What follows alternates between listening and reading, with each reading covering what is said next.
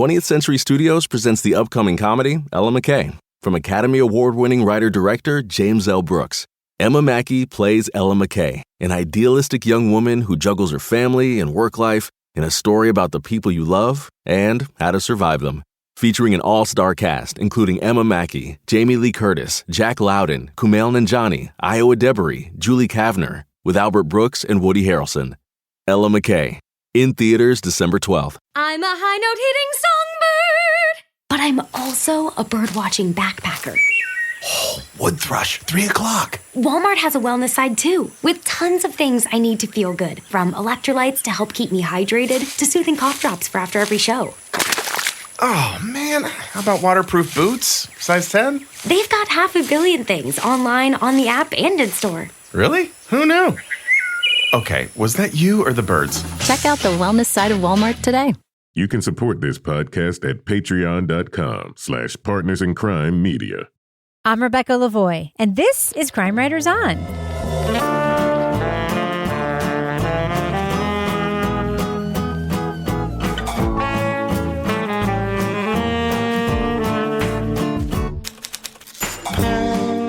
Crime Writers On is the original true crime review podcast that digs into true crime, pop culture, other podcasts.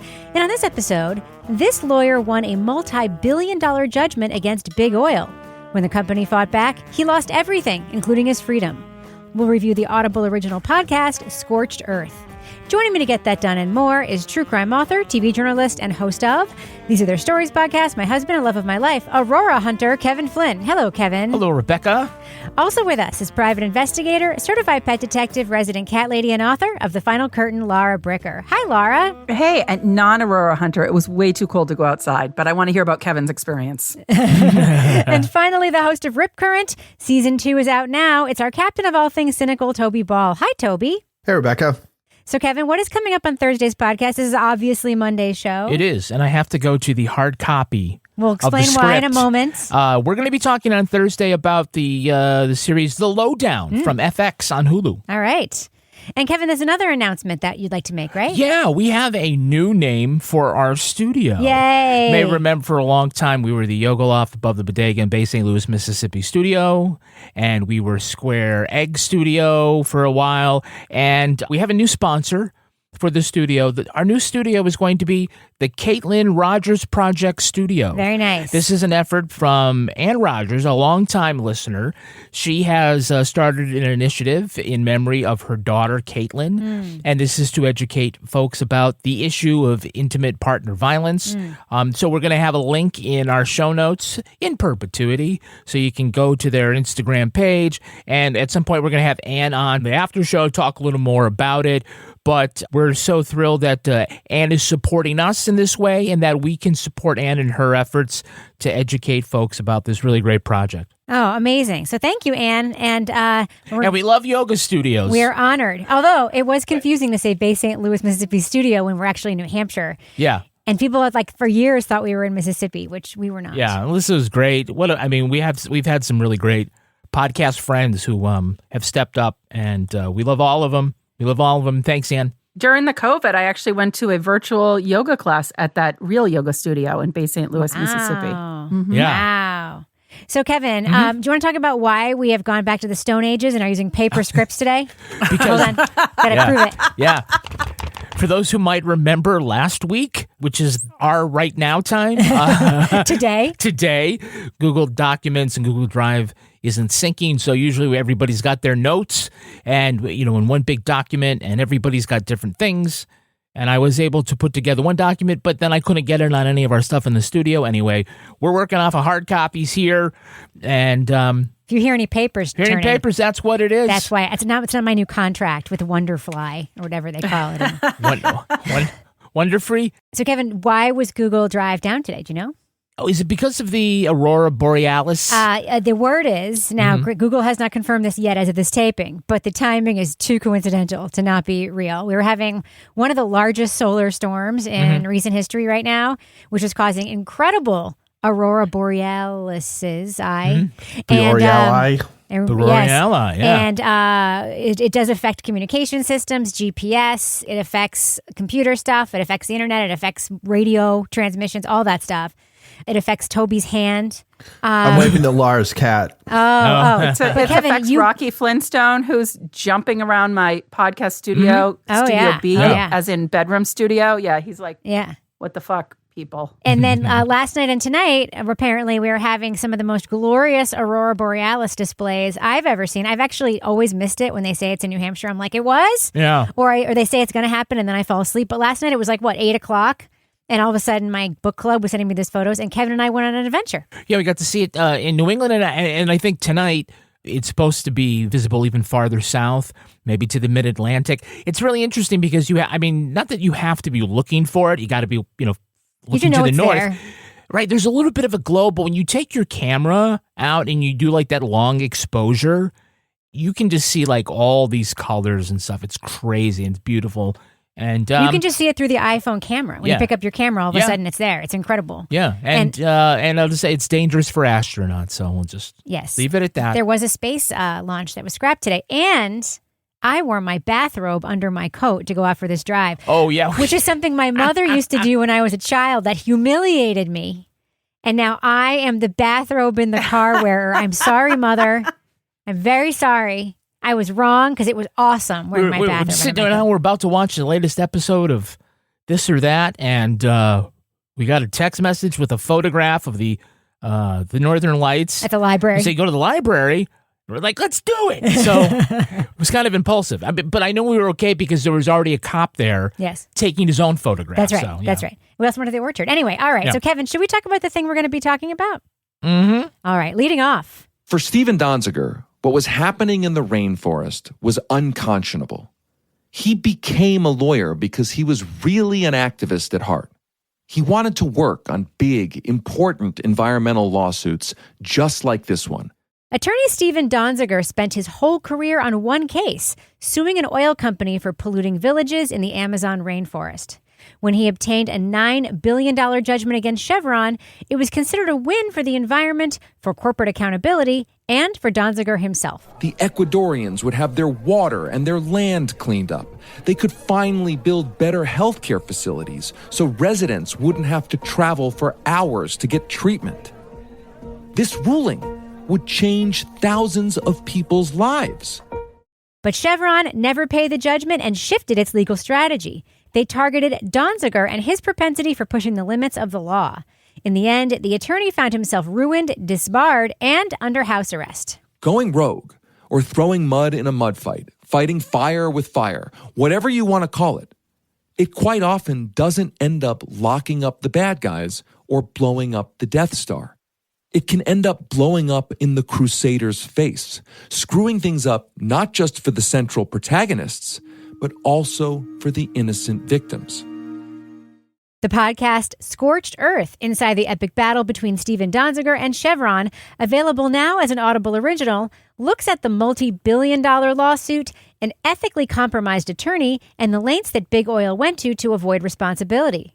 Host David Sirota raises questions about the weaponization of the law, about accountability in the climate change era, and about the line between advocacy and misconduct. Spoiler alert, we're going to be talking about plot points from Scorched Earth. So if you want to remain spoiler-free, go to the estimated time code in our show note for our thumbs up or thumbs down reviews. So Toby? Yes. This podcast is on Audible. And we've listened to other podcasts on Audible that are sort of like this hybrid experience of listening to a book / podcast. And the interface in Audible, as you know, is different. It goes right to the next chapter without telling you it's another chapter, just like a book does. Do you think this one works being called a podcast? Not really. I mean, I guess the only thing that makes it different than an audiobook is they occasionally have these little interview snippets, which I was listening to while I was driving and found them almost impossible to understand what they were saying. Like, I don't know why the recording quality was so bad on those things. I mean, it sounded like they were talking on like a cell phone in 1992 or something. It was really strange. I couldn't figure out why. that Underwater Zoom. Or like it was over-filtered? Well, no, you know how that kind of gurgly? Yeah, you can tell. You can tell with something. It's weird. You can see that on sometimes, like if you're watching CNN and they zoom somebody in, like the sound is like much worse than I get on my laptop. I don't quite understand. But so it's really And I'm sure we'll get to talking to this. I think it would have been much better suited for print.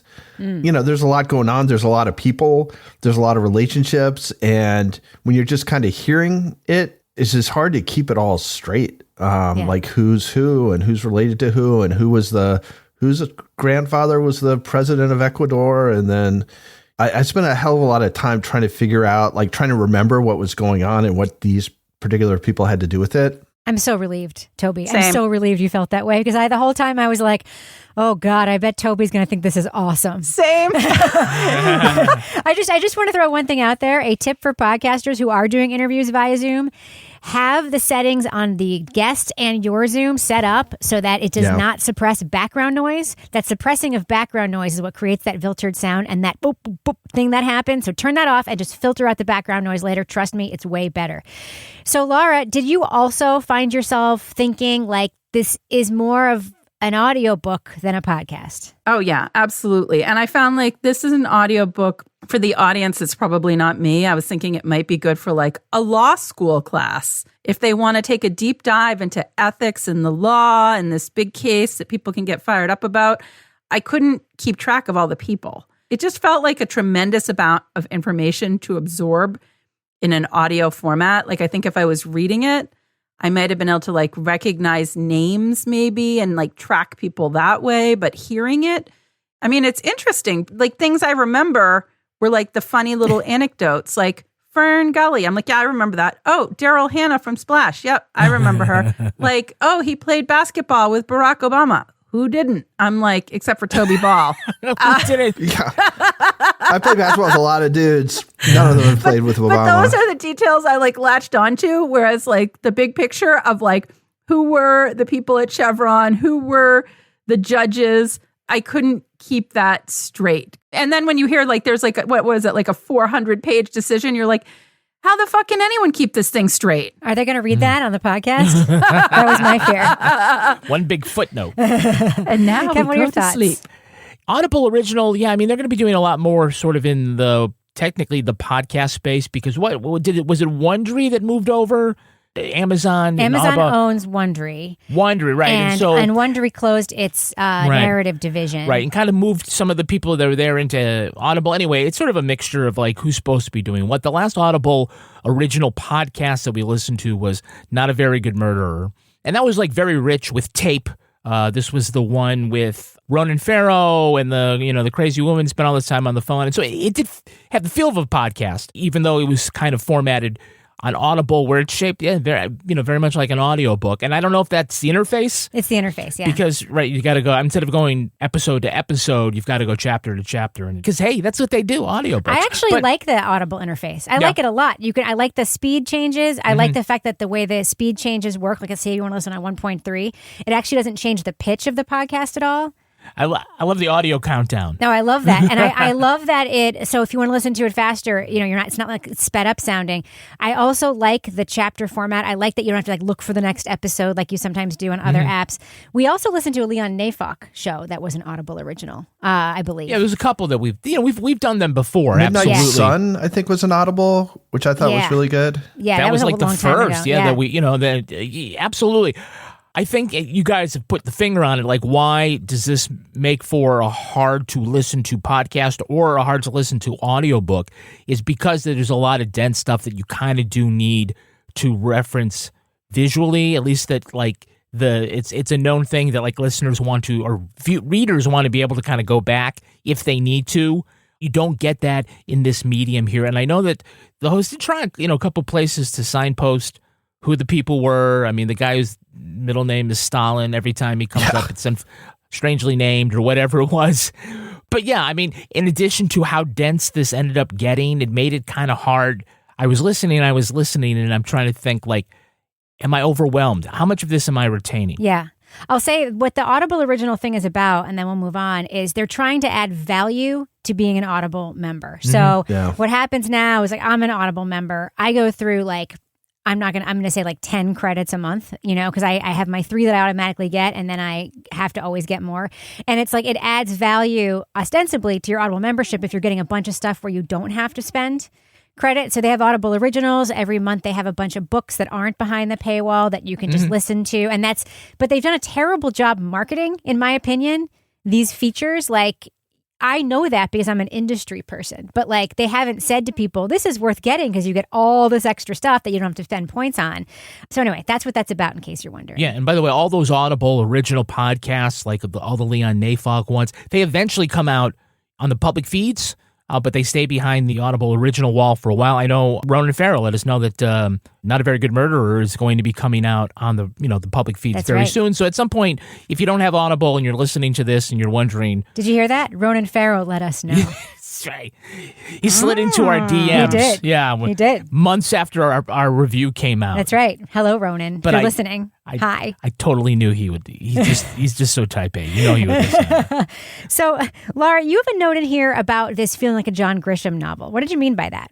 Well, I think that would have made this more interesting if they had told it like a John Grisham novel, because I think we had the elements here. We have a lawyer who's out for justice, going against like the big corporation, multinational between the US and another country.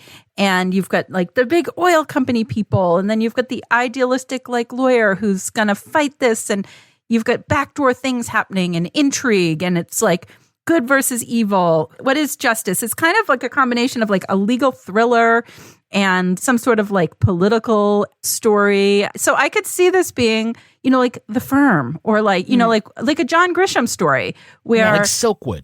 Yeah. But I think that would have been, a way to tell this in a way that you could have actually followed along if you made the characters more shorter chapters and more character based in terms of that thriller pace, as opposed to the information dump pace. Now, Toby, Donziger was on David Sirota, the narrators here, the hosts here's earlier podcast, and he couldn't get him again for this podcast, so he's playing tape from an earlier interview they did with him. What do you think about David Sirota as a journalist here and his presence in this show? I mean, I think that journalism is fine. It's a complicated story that he seems to have got pretty figured out. I mean, the problem is getting it across. I guess my two things is, one is, as a narrator, he's very, very, very polished, to the point where it just seems too polished. Stephen Donziger seems like such a familiar character. He's almost a cliche. To his fans, he's Mel Gibson in Lethal Weapon. He's Jimmy McNulty in The Wire. He's Han Solo in Star Wars. To his haters, he's Walter White in Breaking Bad, or he's the Penguin in that HBO series. You just feel like you're listening to a TV presenter present this stuff. So I think part of podcasting, I could be wrong about this, but I feel like podcasting hosts that you really connect with is because they're like not perfect, right? They all you get a sense of their personalities through their idiosyncratic way of speaking or their tone of voice or whatever. They're just not like made for TV, right? And that's kind of part of the appeal. And he seems to have had all that sort of stuff like sanded away so that it's just extremely smooth and it comes across as sort of anonymous. We talk about this again and again, largely with like newspaper-based ones, which is, I wish I'd spend a little more time thinking about the different medium that they're using, because I think something like this, like Laura had me thinking about this when she's talking about the John Grisham thing, is that, I haven't read very many John Grisham, but he identifies sort of these themes that kind of keep you going through the whole thing and keep you like rooting for one side and against the other side. And this has got those themes in spades, right? I mean, with Donziger, like you've got this guy who's like, I'm going to have to get in the mud to win this very important case. And it's not like he's hiding it, like he brings it out there, but if you kind of focused on that a little bit more and are like, these were the lines you crossed and all this, so you can bring everything else in through following his actions, like that would have been a lot easier, I think, to follow because you would have understood the consequence. Instead, you're like, wait, which judge of the like 3 or 4 judges who had this case are we talking about? Was he like pro them or, so it was frustrating because again, like, it kind of read like a long magazine article. I mean, read it listened or whatever. Like someone sounded like along. Yeah, exactly. And I mean, this is the kind of thing that should like be right in my wheelhouse, right? This is like this is like a subject Like if this was a book, like I would definitely be interested in reading it. But I'm not really that interested in having David Sirota read it to me under the guise of a podcast. Yeah. I'll say there is one thing about David Sirota's writing, which I pointed out to Kevin when I was listening, that bothered me. This is not the biggest deal in the world, but it felt like there were no women in the room when he was writing this when he was editing it, because every time he has a woman, a new character, he describes how she looks or what her affect is. Like she was sweet as pie. Oh, yeah. She wore a strand of pearls, perhaps to clutch. And he never describes the men that way, only the women. He never even describes what the men look like. And it's like, that is so basic. It's such a basic thing that sticks out to a woman listener. I don't think it necessarily sticks out to a male listener as much, but certainly stuck out to me. Kevin, had you heard of this before, the extent of this pollution that Texaco and then Chevron perpetrated in the Amazon? No, not specifically this. And I don't know why I haven't. You know, the idea of like pollution in the Amazon rainforest, I mean, we think we know that as a topic and an issue. And I think it's interesting because for a lot of us, like if I asked you, you know, what that looks like, what is the vision in your head? For most of us, it's not an actual photo from the news or something documented. It feels more like a vision or a vibe or something that like you can understand jungle and pollution, and you put those two together. Because I don't think a lot of us have gone into those kinds of stories in a documentary way. Mm-hmm. We're presented that a lot of times, like in Fern Gully, which is, I don't know if it's the worst example of this kind of storytelling, but as more of an issue. And so I think when they brought the journalist on the tour, what do they call it, the toxic tour or something like that, I thought that was a great way of getting the public into it, because other than just sort of learning about it, you know, it's like when they talk about climate change, what do they show? The visual is like the iceberg breaking apart, right? Instead of just sort of thinking about the earth getting warmer, you give them a concrete visual. There was oil everywhere. It covered the ground, made streams iridescent. And whenever people walked around the area, their shoes or their bare feet would get covered in sticky oil sludge that wouldn't wash off with just soap and water. Donziger really understood the power of PR, though. While you may win it in the courtroom, you can win just as much in the court of public opinion. Certainly things like that, putting pressure on big corporations to hold them accountable. By the way, speaking of Amazon, we have an Amazon page that you can help us out by going to. It's amazon.com/shop/partners in crime media. By the way, Rebecca, we're in the business section. I thought you were going to say we never give toxic tours on our Patreon. No. It's absolutely clean. You do not have to wash this oil off with gasoline. After you go to our Patreon? After you go on there. Let me just say a couple of things. These are different ways you can support us. You can stop first when you go to Amazon at our page. Like I said, amazon.com/shop/crime writers on. You can see all some of our favorite things. You can support us by following us on social media. Like, subscribe, smash that button, whatever the fuck that actually means. YouTube. You know what smash that button means. Jeez. Well, I know what it used to mean. Blue Sky, TikTok, YouTube. Pretend like you don't even know what that is, Laura Bricker. Yeah. Go sit down over there. Go to your room. Yeah. Go to your room, young lady. I'm with my space cats. I'm right here hiding. And another great way that you can support us is joining us on Patreon at patreon.com/partners in crime media. You'll get all sorts of exclusive stuff, including the Crime Writers on After Show. On this week's After Show, we're going to be talking to Toby Ball because why? Because this is the last week that he is recording in the United States of America. Yeah. Next week, he's going to be taking off for Spain, where he and his family are relocating. You know how I can tell he's moving? Because that picture that's been behind him on the wall for a decade is no longer there. In his room, his blank office walls. room. No, there's like a mattress up against the wall. He is ready to bug out. Yep. We're going to find out what it takes to bug out of the country. I put the mattress up there because it was sounding like I was recording like in a cave. In a public toilet, yeah. Yeah, in an empty room. That's what it does. Absolutely. Yeah, it gives the cats something to jump on. Yeah, we'll love to see where your new studio in Spain is and what it looks like. Other great things you get on Patreon include Toby Ball's Deep Dive Book Club podcast. If you listen right now, you can hear Toby and his panel talk about the book, The Art Thief. We also have the new weekly show on Patreon called Something's Off. Becca, what is the latest happening Oh, there's so much happening. We're talking about the Karen Reed Extended Universe. We talked about the Kelsey Fitzsimmons case. We talked about the very strange case of that first grade shooter who shot his teacher, and then the whole lawsuit that came from that. So every week we're talking about a thing, and then also keeping up with Karen Reed gossip. Yeah, if you join us at the Bricker Scale, you get another exclusive podcast. It's Laura Bricker's Leave It to Bricker podcast. After following Fox Urine into the woods, Laura Bricker has a new adventure, and it's contra dancing. Contra dancing, which I thought was hippie square dancing, but that's not actually what it was. So Lance and I went in at the Newfields Town Hall on a recent Friday night to find out what contra dancing was about, and I'm going to give you a spoiler. If you have any sort of motion sick sort of tendencies, it's not for you, as I found out. Wear a patch next time. That I'm thinking of wearing that bracelet if I go back. A contra patch. Yeah, smash that button. No, that was Lance's job. Oh, wow. Okay. So let's do what we do. That level gets you episodes of Crime Writers on early and ad-free. Toby smiled a little bit. Yeah, he did, yeah. And if you join us as a deep diver, you become an official sponsor of Toby Ball's Deep Dive Book Club podcast. Toby, you recently had on a couple of guests for an upcoming show. You had Maggie Freeling, Chris Joyner, and Julia Lowry Henderson.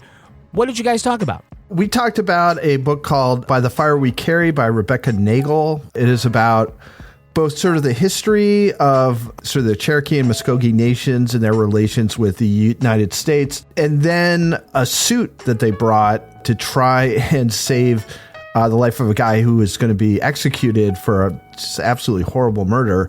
But they claimed it was on reservation land, and sort of the consequences of that suit meant that, almost half of Oklahoma would be considered reservation land. So it's really interesting. And again, our Thursday episode is sort of based on a whole bunch of stuff that happened that led up to a certain situation with, wealthy white people acquiring native land through sort of unseemly means. Oh, sounds like the lowdown, which we'll talk about on Thursday. We're talking about Pioneer Woman. These are all great ways you can support us. One other way is you could purchase the naming rights to the studio. Oh, wait, someone's already done that. That's right. Tear that one up. We don't need to do that anymore. Anyway, for now. Anyway, those are all great ways of supporting us. And Rebecca, thus ends the business section. All right, let's fade that business music out right now. So, Kevin. Yes. You wish there'd been more of a backstory here, right? Absolutely. And the best way to preserve a backstory is with a great photograph. And now you can show off all of your favorite photographs with Aura Frames. Yes, you can. It's a digital picture frame. You can share photos and videos effortlessly straight from your phone. All you do is you just get the app. The frame is connected to your Wi-Fi. Unlimited photos and videos straight to the frame. So there's no subscription or anything, so it's awesome. Right. And my favorite thing about it is that, we have one of these in our kitchen, and we've created this, fun set of, what kinds of photos we're going to share. It's all going to be family photos, vacation photos, pet photos, and you can, favorite a photo. Yeah, so, if you send a photo and someone likes it, right, they can tap the frame, and you will get an alert on the app that somebody loved your photograph. Love that. So we have, multiple family members with the app on our frame, right? Yes. Well, but there is one member of the family who will go unnamed. Troublemaker. Who will not be allowed because we just don't know what photograph is going to show up there. Literally the ugliest photos of us he can find show up on the frame. We're like, no, but it's so fun. It's so fun. You got all those photos, and you should be able to do something more than just make a screensaver for the phone in your pocket. You should be able to use a beautiful digital frame suitable for anywhere in the house. Beautiful. It's Aura Frames. For a limited time, visit auraframes.com and get $45 off Aura's best-selling Carver matte frames. Nice. Named #1 by Wirecutter by using promo code CrimeWriters at checkout. Crime Writers. That's AURA frames.com. Promo code CrimeWriters. Crime Writers. This exclusive Black Friday Cyber Monday deal is their best of the year, so order now before it ends. Support the show by mentioning us at checkout. Terms and conditions apply. Kevin? Yes. Who is the next sponsor for this show? Oh, we're brought to you by our friends at Rula. Rula? Yeah, telehealth has made mental health care accessible for millions of people, but finding a suitable therapist, scheduling appointments, and expensive out-of-pocket costs can still feel like a huge barrier. Thankfully, Rula has you covered. Now, this is, a special time of the year for some folks, but other times it brings up sadness and other feelings of conflict, dread, and happiness too, candy canes. But It's not always candy canes, and sometimes you really want to find someone that you can talk that out with. And while sometimes it might be your sister, she might be the problem at the dinner table. That wouldn't work.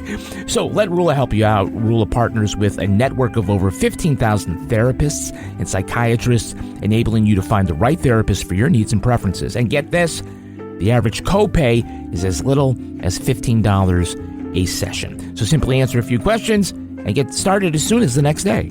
Thousands have already trusted Rula to support them on their journey toward improved mental health and overall well-being. Head over to rula.com/CWO CWO to get started today. After you sign up and they ask where you heard about them, please tell them our show sent you. Go to rula.com/CWO and take the first step toward better mental health today. You deserve quality care from someone who cares.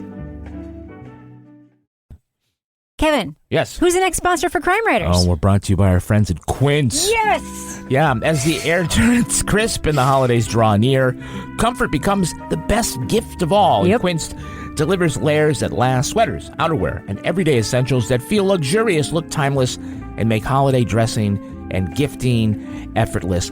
Quince makes for great gifts, but Rebecca likes to buy Quince for herself. Sure do. Tell us about, are you going to talk about that brown leather jacket that you got? Yes. Yeah, it goes with everything? Yes, I got the little brown moto jacket. It is in cognac. I love this jacket so much. I thought about buying it for a long time. I resisted for some stupid reason.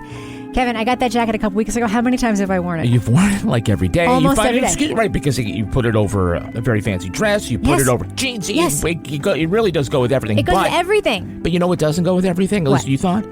Your original purchase. You got a different leather jacket. That's right. You didn't care for the color, and it was so easy to send back to Quince. So easy. They make it so easy to do returns and exchanges. I love Quince so much. I buy like a good portion of my clothing there. So step into the holiday season with layers made to feel good, look polished, and last from Quince. Perfect for gifting or keeping for yourself. Just go to quince.com/crime for free shipping on your order and 365-day returns.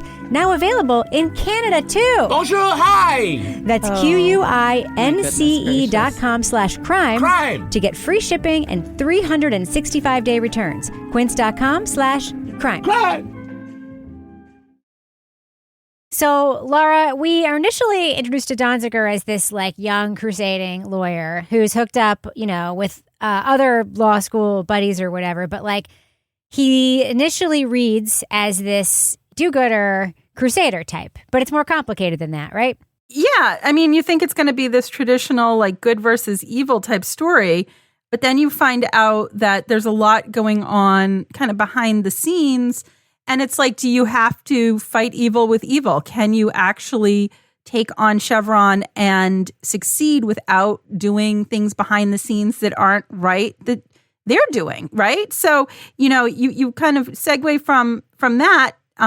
He's taking on this, alleged, we're like the big evil, like, David versus Goliath type thing, to the next thing you know, he's getting charged through the RICO Act, which is the Racketeer Influenced and Corrupt Organizations Act. It's something you usually see with like organized crime and mafia, or, I've seen it sometimes in drug cases, big drug cases, they'll use it, and comes out that he's allegedly bribed a judge, and he might have been the one who ghost wrote a decision in the court, and he might have manipulated some of the evidence and put pressure on and extorted things, and you're like, okay. And had a secret trail of money where he was paying experts that weren't really doing anything. Exactly. So it's like the story becomes much more complicated, and you're like, okay, well, he shouldn't be doing that. And you're like, well, what if he didn't do that? And there's this corporation that's doing that. Like, how does he persevere with this case and get any sort of momentum when the other people aren't playing by the rules? But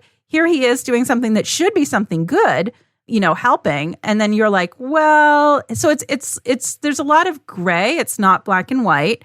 And that's really the heart of this question that they're putting out in this podcast is, do the means justify the end, right? Right. What do you think, Toby? I mean, we hear him say, which we'll talk about in a second, how that kind of comes about, but we hear him say that he has to play dirty too, right? And initially, I kind of thought that was like, being bombastic, putting the same pressure on the judge that the other people are. And then later, it turns out to be a little bit more. It's he's now setting up these hedge funds basically to fund lawsuits. He's created these secret bank accounts to pay experts. This one expert in particular who didn't really know what they were doing and just presented the report. He's secretly meeting with the experts that are supposed to be both sides meeting. So, what do you think, Toby, in terms of that ends justify the means conversation? Honestly, I have absolutely no issues with what he was doing. There's such a resource imbalance between Chevron, Texaco, and the indigenous people of Ecuador that, I don't think there's any other way of doing it. It's not like Chevron's going to not use money to influence things as much as it possibly can. It's not like Chevron's going to try and undermine the Ecuadorian justice system or whatever. I mean, you can play by the rules and have clean hands and stuff, but you're absolutely going to lose. There's no way you're going to win. I mean, it's just shown again and again and again and again. Resources in these situations is such a big deal. I mean, it's why the U.S. government is never able to prosecute like these huge banks or these companies and stuff because they don't have the resources for it. So the idea that you have to somehow play by all the rules and not do what you need to do to get money in order to go up against them. If you're not willing to do that, you're basically capitulating, I think. And I sort of disagree with the whole, do the ends justify the means thing, because it's one thing if he's doing that and Chevron is just playing by all the rules and doesn't have all the money in the world or whatever, but it's such a David versus Goliath thing. And it's being like, David, yeah, maybe you shouldn't throw that rock at him. That doesn't seem fair. Yeah. It's just in a lot of ways, I wish more people had the gumption to do stuff like this because it's rampant. It's destroying our planet. You have something like this where it's a lot of hand wringing. It's like, maybe he should have done this. Maybe he should have done that. It's like, well, fuck, that's the only way you're going to stop it. You can't. These situations, you can't be a saint, unfortunately. It reminds me of this related, someone tweeted this in relation to that. Who's that ChatGPT guy, Altman, who says he wants to have all of this AI capacity, which is going to be the equivalent of putting out energy, carbon output of a whole country. Yes. Our country. And it's this cartoon of the four men in suits sitting around the caveman fire, saying sure, the planet was destroyed, but our shareholders had a really good quarter there. So, Kevin, we have an old friend of the podcast who makes an unlikely appearance in this story. Somebody we've interviewed a couple of times, Joe Berlinger, the filmmaker behind Paradise Lost, etc. He made a documentary called Crude about this case, and Donziger allowed Joe full access to everything. Thoughts? Yeah, I mean, I get the aggressive PR push, and he did a great job with that. And I think having a documentary made about the issue was probably very good. But why the hell would you drag a documentarian to everything you're doing? Because you're just begging for a breach of confidentiality by accident or by, Yeah.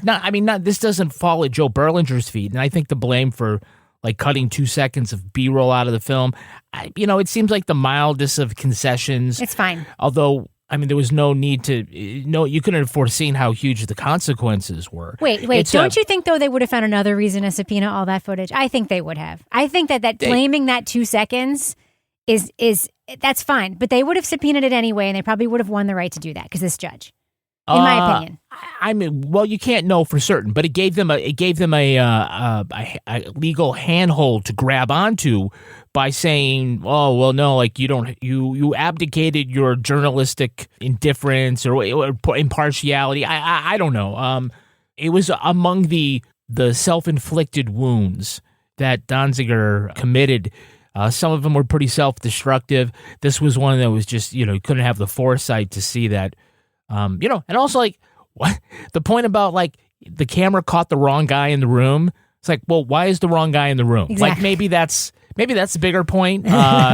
Because while we could say, maybe you shouldn't have given over the footage. And basically it is just to see, can we find misconduct? And There are people that find that this misconduct is, despite the long odds against them winning, there are still rules, and you either follow the rules, and if you don't, you wind up apparently on house arrest these days. So it made me think of The Staircase, where Michael Peterson let that film crew have full, and he wanted them to see everything because he was so sure.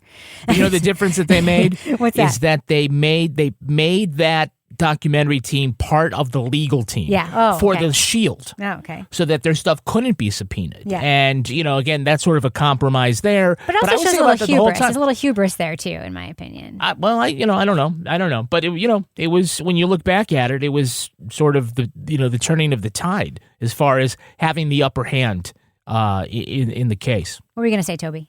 I was just going to say that I think it just goes back to the same resources thing, which is very, very wealthy people and corporations have the resources to find the shit that allows them to subpoena people's stuff on these very sort of little pieces of minutia that less well-funded sides just don't have. So it's just another way in which you get screwed if you're on the wrong side of the resource imbalance. So, Laura, the end of the podcast, in my opinion, ends kind of in a strange place. It ends and then it tells a whole new story. And then it all of a sudden ends hearing that there's going to be a criminal case. It's very strange the way this thing ends. Just going to say it. But you are sort of challenged to who's right, who's wrong, for lack of a better way of phrasing it. What do you think about that? I mean, do you have an opinion? Toby has an opinion. Yeah, well, I think you can go round and round. And I think one of the things is just, for me, it's a little ambiguous at the end. It's who to believe, who's the villain, who's the hero. Obviously you want to root for the person who's trying to, take on Chevron and save the rainforest. But the PR people, the publicity arm of Chevron, has done a lot to sort of try to, make Donziger seem like the villain. And you have journalists who have changed the way that they're covering Donziger, and they're not as sympathetic. And it makes it very complicated at the end, I think, for me, where I'm okay, could go either way. And then, we didn't even talk about the judge who freaking got relocated and paid for and all that by Chevron. So I think it kind of ended Must have for been me. Nice. Yeah, I know. I'm I think it comes away more as a challenge for, listeners to kind of think about this in the way that they present it. And that's how I took it. Although I also had been listening to it so long and I was a little half asleep when I finished. So others may have a different takeaway.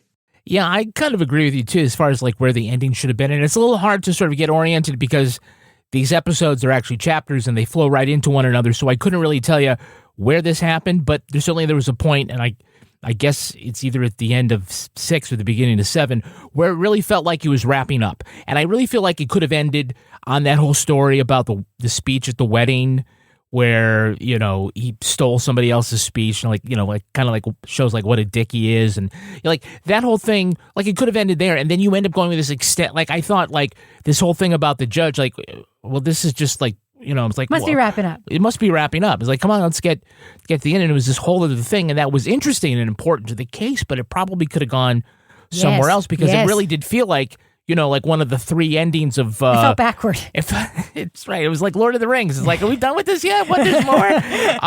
Yeah, and I thought, and also towards the end, there was actually a really great place also to end it, which is when Sirota sort of sums up the case and sorts out sort of all the implications and the themes. Chevron's form of ends justify the means tactics may have looked cleaner and more formal than Donziger's. It may have technically been on the right side of the rules, but it was a similar ethos. And unlike Donziger, they, or at least Texaco, really did harm a hell of a lot of people in the Amazon. I think a lot of podcasts shy away from doing that. And he took the bull by the horns and made good cases for arguments for both sides, but also just decided, I'm going to do it. And I thought that worked, but also I thought maybe it worked too well because I thought closing credits and no, we still have another 35 minutes to go.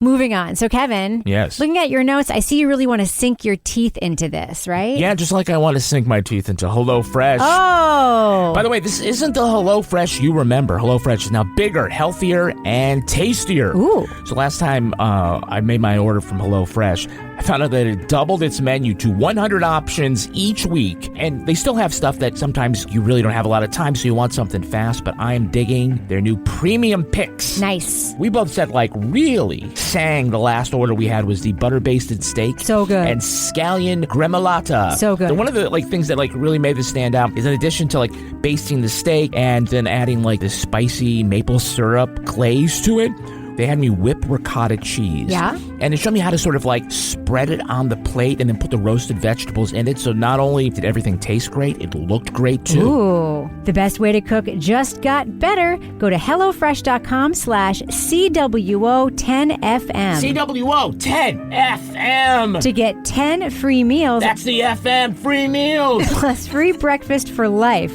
I like breakfast. 1 per box with active subscription. Free meals applied as discount on first box. New subscribers only, varies by plan. That's HelloFresh.com/CWO10FM. CWO10FM. To get 10 free meals plus free breakfast for life. Hey there, it's Katie Nolan, host of Casuals, the sports podcast where we don't care how much you know about sports, we're just happy that you're here. Every week, I hang out with some of my good friends to discuss the biggest stories across sports and entertainment, but in a way that's fun and not boring. Want to know Sue Bird's favorite Diana Taurasi story? Or how heavy the Larry O'Brien trophy is? Or even what baseball team is right for you based on your moon sign? We got you. Listen to Casuals every Tuesday and Thursday on the SiriusXM app or wherever you get your podcasts. Bye! 20th Century Studios presents the upcoming comedy, Ella McKay, from Academy Award-winning writer-director James L. Brooks. Emma Mackey plays Ella McKay, an idealistic young woman who juggles her family and work life in a story about the people you love and how to survive them. Featuring an all-star cast, including Emma Mackey, Jamie Lee Curtis, Jack Loudon, Kumail Nanjiani, Iowa Debris, Julie Kavner, with Albert Brooks and Woody Harrelson. Ella McKay. In theaters December 12th. The Who's Down in Who Newville were making their list, but some didn't know Walmart has the best brands for their gifts. What about toys? Do they have brands kids have been wanting all year? Yep, Barbie, Tony's, and Lego. Gifts that will make them all cheer. Do you mean they have all the brands I adore? They have Nintendo, Nespresso, Apple, and more. What about... So the Who answered questions from friends till they were blue. Each one listened and shouted, from Walmart? Who knew? Shop gifts from top brands for everyone on your list in the Walmart app. All right, let's do what we do. Let's let our listeners know, should they check out Scorched Earth?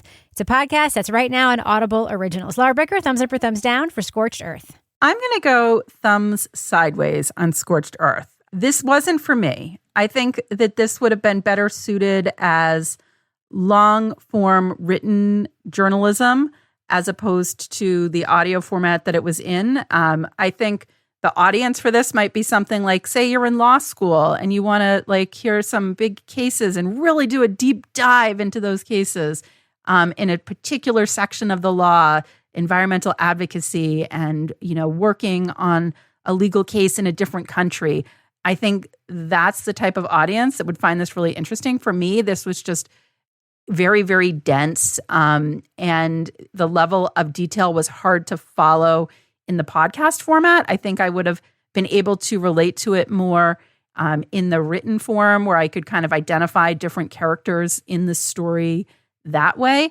That being said, who doesn't want to save the rainforest and the Amazon? And don't we all remember Fern Gully and this little animated movie that our kids watched when we, so it's a cause that I think is important to a lot of people. I just think that the vehicle that this information was delivered to us in wasn't, for me, the way that I could digest it. So that is why I'm a thumb sideways. Toby Ball, thumbs up or thumbs down for the podcast Scorched Earth on Audible Originals? Well, I mean, this should have been a bullseye for me. I've got a podcast out right now that's a lot of the same stuff about people trying to stop huge corporations from destroying the environment. So the problem is just really in the presentation. I mean, I think the story's got all the elements there, but it's just, it's like he's reading a magazine article to you with a few like kind of hard to understand interviews thrown in for good measure. It's hard for me to say because I did find myself just getting really angry, I guess. I was listening to this while I was driving, and it was just like, I can't believe freaking Chevron and just this idea that, if you have a lot of money, you can just like bully people. And if somebody tries to stand up to you, you can just use all that money to make them look bad. So that was really frustrating, but about the same frustration level as having to listen to this really interesting stuff in a way that I found like I was expending more energy trying to keep everything straight in my mind so that the next thing made sense than I did sort of reflecting on what he was talking about or feeling a sense of suspense about what was about to happen. I guess I'm a mild thumbs down. When I started it, I was like, fuck yeah, this is going to be awesome. And then after like 2.5 hours, I was like, just like trying desperately as I was driving through the mountains of Vermont to keep straight in my mind, like which Ecuadorian judge we're talking about now, or like, is this the guy whose grandfather was the president of Ecuador, or is he the guy who, whatever. I mean, you get the picture. So anyway, mild thumbs down. Kevin Flynn. This podcast is confounding to me because there's a lot of deep reporting here, but it just seemed like it was very hard to grab onto.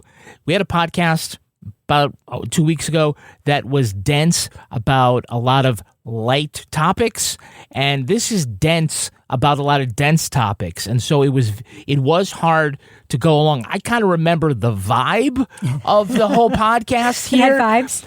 But yeah, like how the different machinations, but then we also sort of get into like the legal, like deeper into the legal stuff and back and forth, and it made it hard to kind of follow along.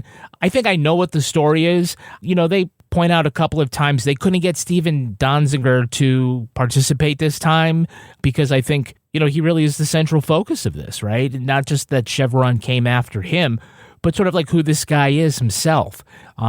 He's done admirable things. He's also kind of unlikable. And so that makes him very intriguing.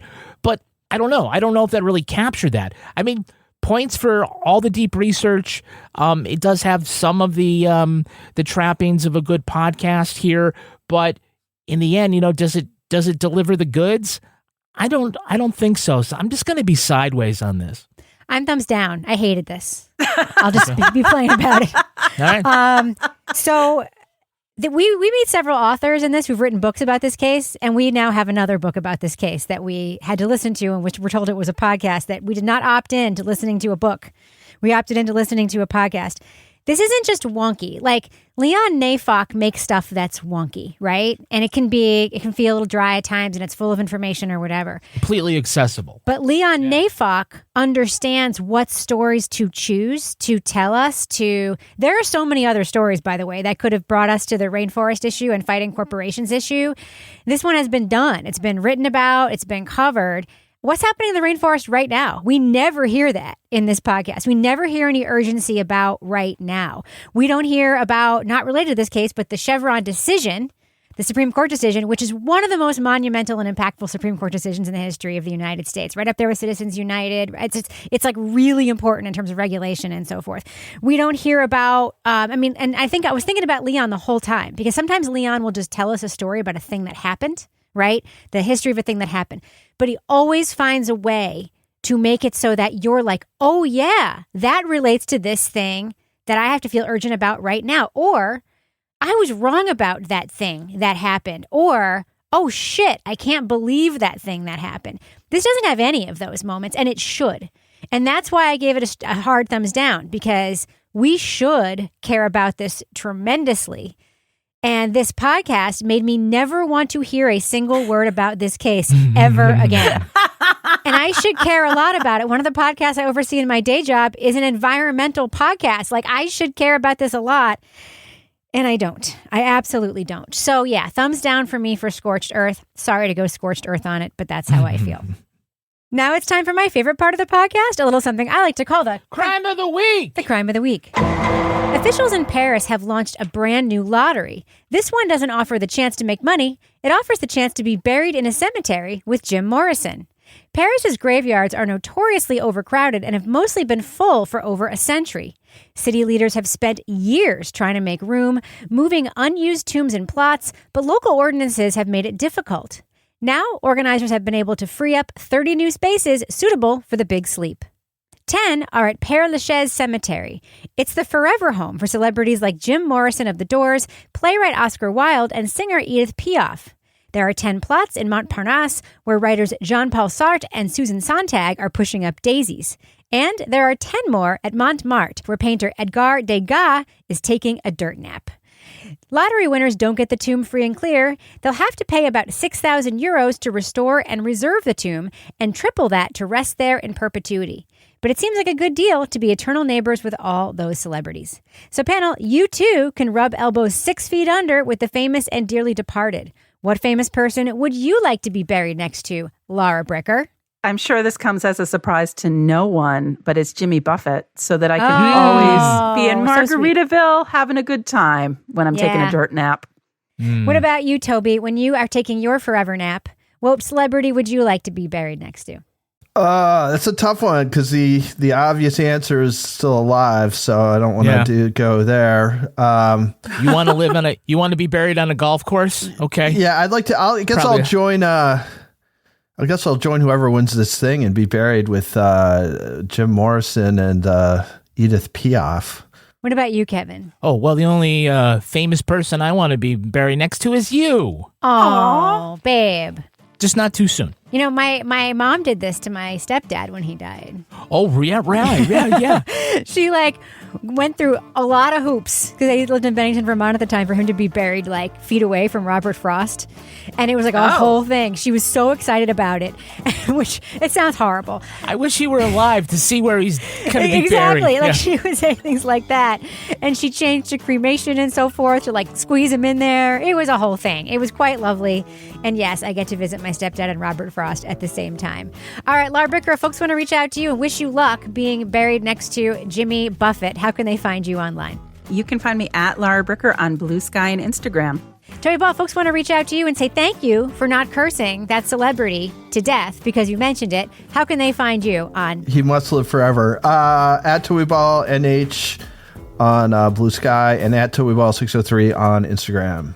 What about you, Kevin? Yeah, I'm at Kevin P. Flynn. You can follow me everywhere at Reb Lavoie. Find the show on Facebook, Instagram, Blue Sky, TikTok, YouTube, etc. But mostly you should join our incredible Facebook group. We're still getting new members every single week, and everybody there is awesome. Just go to Facebook, find our page. There's a link there to join the group.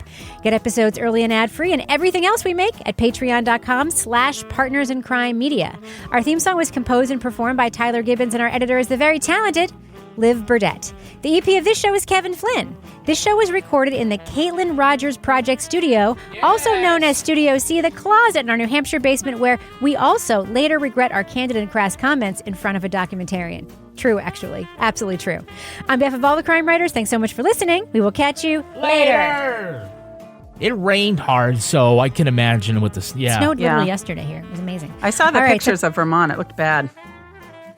All right, yeah, so Kevin, it was kind of fun, given that we're not going to see.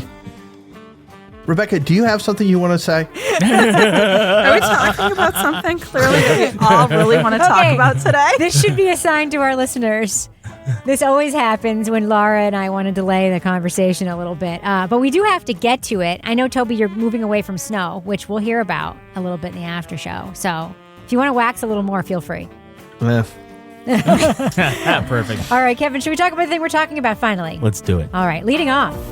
Clip one.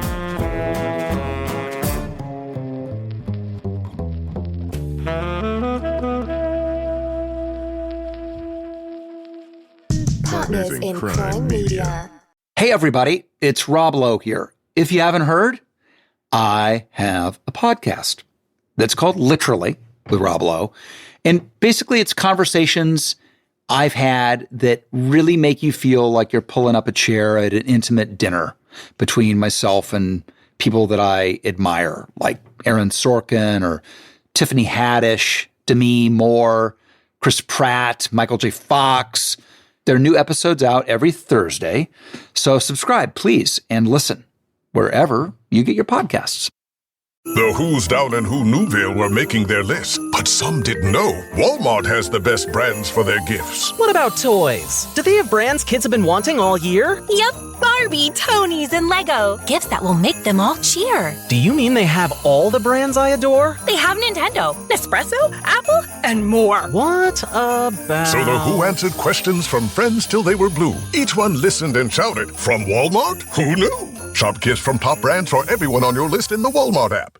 Ah, DSW, birthplace of the humble brag. Here, the shoes are so good, no one would ever know how little you paid. If you didn't go telling everyone, that is. And with never-ending options for every style, mood, and occasion, all at really great prices, we'll definitely give you something to brag about. So go ahead, stock up on fresh sneakers from your favorite brands, or try those boots you always secretly knew you could pull off. Find the shoes that get you at prices that get your budget at DSW stores or at DSW.com. Let us surprise you.